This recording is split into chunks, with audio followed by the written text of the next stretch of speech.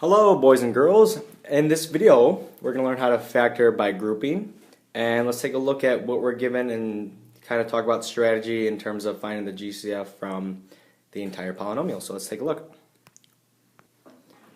So in this example we're given four terms: y cubed plus 7y squared plus 2y plus 4.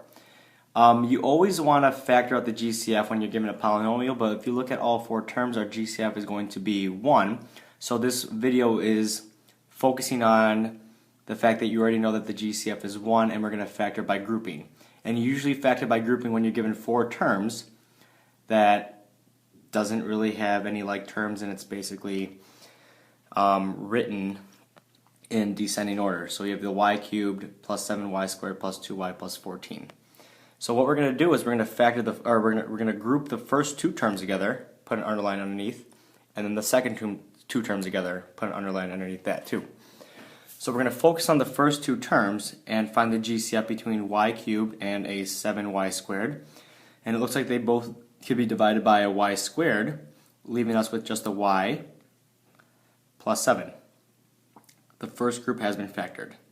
So in the second group, we're looking at 2y plus 14, and it looks like you can divide out both 2y and 14 by 2. So we're left with a y plus 7. So now, looking at both two terms again, we have a product of y squared times the quantity y plus 7, and the product of 2 times the quantity y plus 7.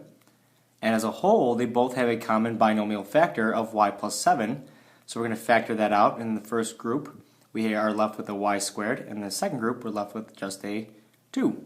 So looking at the final two binomials, the GCF is just 1, so we are completely done factoring this polynomial. So again, you're given four terms usually, and they're written in descending order. So you group the first two terms and the last two terms together, find the GCF from both groups, and then after taking out the GCF, notice that the binomials that are being multiplied in both groups should be the same normally, and then you factor that out, leaving us with a y squared in the first group and a 2 in the second group.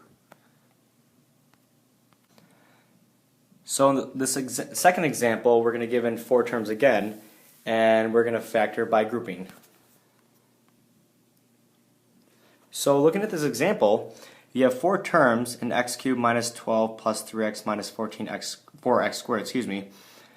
Okay, so before you even start doing any work, double check to see if this is written in order. So we have x cubed minus 12. It looks like we have to rewrite this polynomial. So after the x cubed should be our negative x squared, then our 3x, and then our minus 12. So we're going to rewrite that. X cubed minus 4x squared plus 3x minus 12. This looks a lot better now. So rewrite the problem if the original problem is not written in descending order. So now we have our two groups, x cubed minus 4x squared and 3x minus 12, and you're factoring out the GCF between the first group, which is going to be x squared, leaving us with x minus 4. And in the second group, we have a positive 3 to factor out, leaving us with x minus 4. And then both groups as a whole, they both have a common binomial factor of x minus 4. So we're going to factor that out. And in the first group, we have an x squared plus 3. This would be completely factored.